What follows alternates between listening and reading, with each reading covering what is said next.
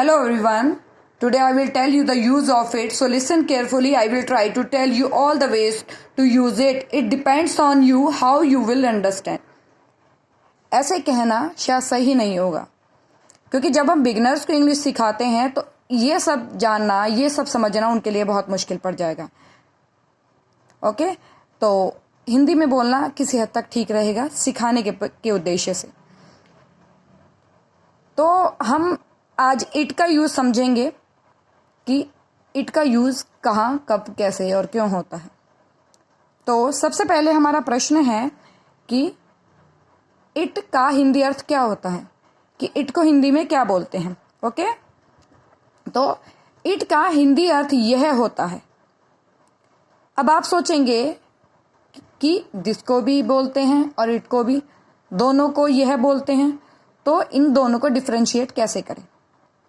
तो मैं आपको बता देती हूं कि इट और दिस का जो हिंदी अर्थ होता है दोनों का यह ही होता है, लेकिन दिस का प्रयोग निर्जीव और सजीव, लिविंग और नॉन लिविंग दोनों चीज़ों के लिए किया जाता है, और इट का यूज़ केवल नॉन लिविंग थिंग्स, निर्जीव चीज़ों के लिए किया जाता है.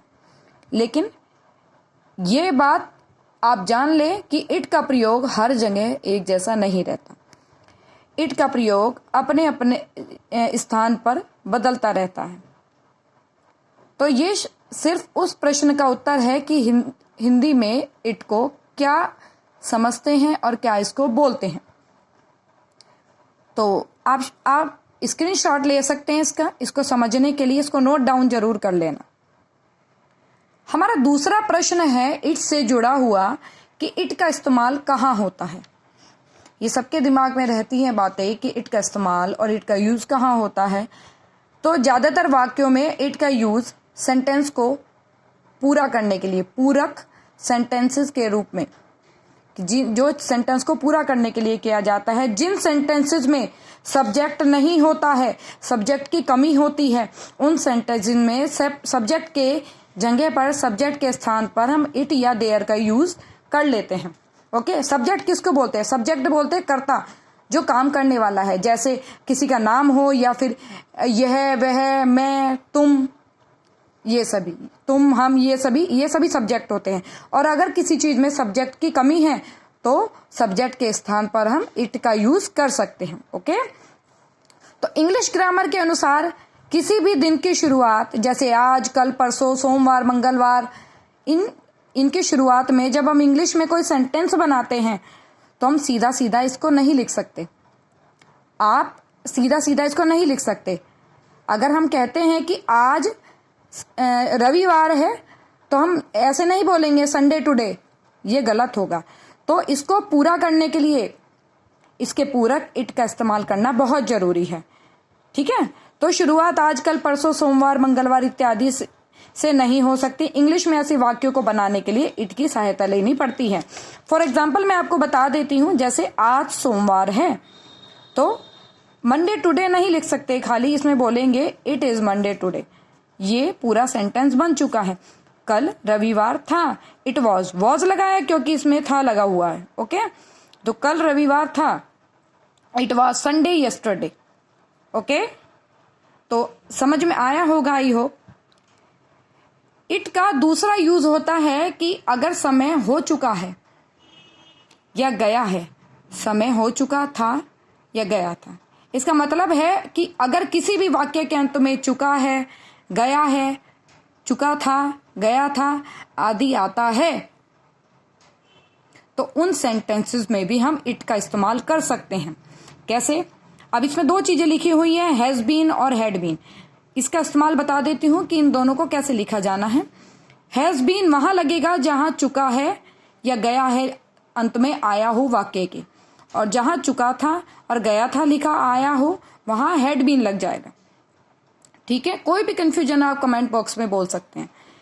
ऐसे वाक्य जिसमें समय का जिक्र किया गया हो और वाक्य के आखिर में चुका है, गया है या फिर चुका था, गया था आए, तो ऐसे वाक्य में इट का प्रयोग सब्जेक्ट, मैंने पहले भी बताया था सब्जेक्ट बोलते हैं. जैसे किसी का नाम हुआ, हम, तुम, मैं, ये सभी होते हैं प्रोनाउन.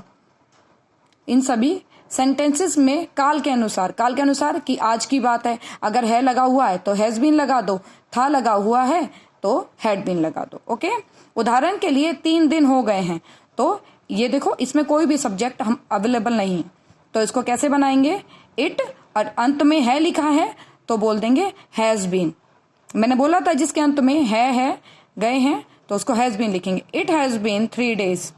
ओके, अब ऐसे ही 7 घंटे हो चुके थे, इसके अंत में थे आया है और इसमें सब्जेक्ट भी नहीं है तो इट हैड बीन 7 days। आप इसका स्क्रीनशॉट ले सकते हैं। अब इसी सेंटेंसेस में अगर व्यक्ति का नाम जुड़ जाए, जैसे मुझे, तुम्हें, उसे, हमें आदि लगा दिया जाए तो वाक्य के पूरा वाक्य नहीं बदलेगा, सिर्फ अंत में टू के साथ मुझे के लिए मी लग जाएगा, तुम्हें के लिए यू लग जाएगा, उसे के लिए हिम लग जाएगा और हमें के लिए अस लग जाएगा। पूरा सेंटेंस जैसा है जो का तो रहेगा, सिर्फ उसके अंत में टू लगाकर सब्जेक्ट जुड़ जाएगा।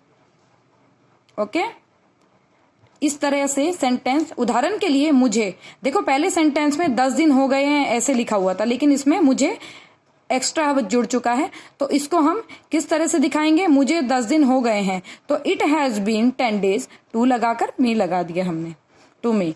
उसे 3 घंटे हो चुके हैं, it has been 3 hours to him. ठीक है, अब आगे बढ़ते हुए कहते हैं कि अब अगर इसमें कोई काम भी जुड़ जाए, जैसे खाते हुए, नहाते हुए, सोते हुए, जाते हुए आदि जुड़ जाता है, तो उसमें भी पूरा सेंटेंस एज इट इज ऐसे के ऐसे ही लिख देना है, इसमें भी कोई चेंज नहीं होगा, सिर्फ अंत में उस काम का नाम लिखना है और उसके साथ आईएनजी जोड़ देना है। ओके, आप इसका स्क्रीनशॉट ले लीजिए। इसका उदाहरण ऐसे है, मुझे खाते हुए 2 घंटे हो चुके हैं, तो इसमें खाते हुए जुड़ा है, मुझे खाते हुए 2 घंटे हो चुके हैं, तो सेंटेंस हमारा जो का तो पहले जैसा रहेगा, it has been 2 hours to me. अब ईट खाने को बोलते हैं, उसमें आगे आईएनजी जोड़ दिया, तो to me eating, it has been 2 hours to me eating. उसे खेलते हुए 4 दिन हो गए हैं, it has been 4 days to him playing. अगर वीडियो समझ में आई हो तो लाइक, शेयर एंड सब्सक्राइब जरूर करना। Thank you so much.